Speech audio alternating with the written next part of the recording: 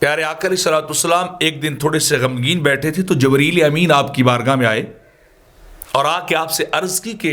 اے اللہ کے نبی، آپ کیوں غمگین نظر آ رہے ہیں؟ حالانکہ آپ کی امت کو اللہ نے 5 چیزیں عطا کر دی ہیں، 5 انعامات اللہ نے آپ کی وسیلہ سے، آپ کے تصدق سے اللہ نے عطا کیے جو آپ کی امت سے پہلے کسی اور امت کو عطا نہیں کیے گئے۔ تو آپ کو غم زدہ اور غمگین نہیں ہونا چاہیے بلکہ اللہ کا شکریہ ادا کرنا چاہیے، خوش بیٹھنا چاہیے۔ تو جبریل امین نے عرض کی کہ وہ 5 انعامات جو اللہ نے عطا کیے ان میں سے پہلا یہ ہے کہ جو اللہ فرماتا ہے جو آپ کی امت کا شخص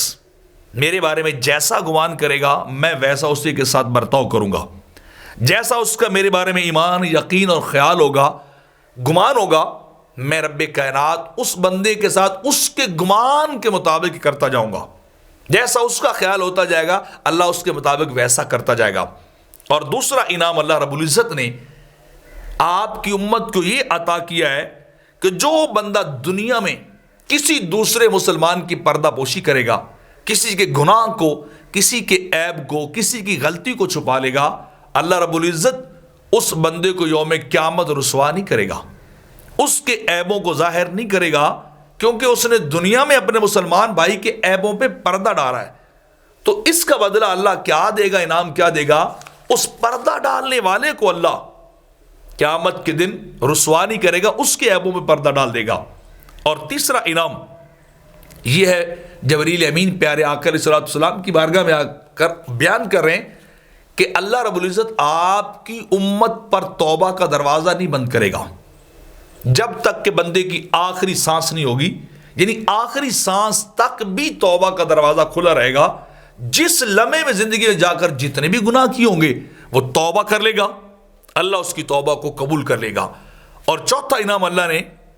یہ کیا ہے کہ جو بندہ آپ کی امت میں سے جتنے بھی اس کے گناہ کیوں نہ ہو، زمین کے برابر پوری زمین بھری گناہوں سے ہو، وہ خلوص سے دل سے لا الہ الا اللہ محمد رسول اللہ کہہ لے، اللہ اس کے سارے گناہوں کو معاف کر دے گا، سارے گناہ خطائیں اس کی بخش دی جائیں گی۔ اور 5واں انعام کہ جو شخص زندہ لوگوں میں سے دعا کرے گا، اللہ ان زندہ لوگوں کی دعاؤں کی وجہ سے قبروں کے اندر جانے والوں کا عذاب دور کر دے گا۔ حالانکہ وہ قبروں میں جا کے کچھ عمل نہیں کر سکیں گے،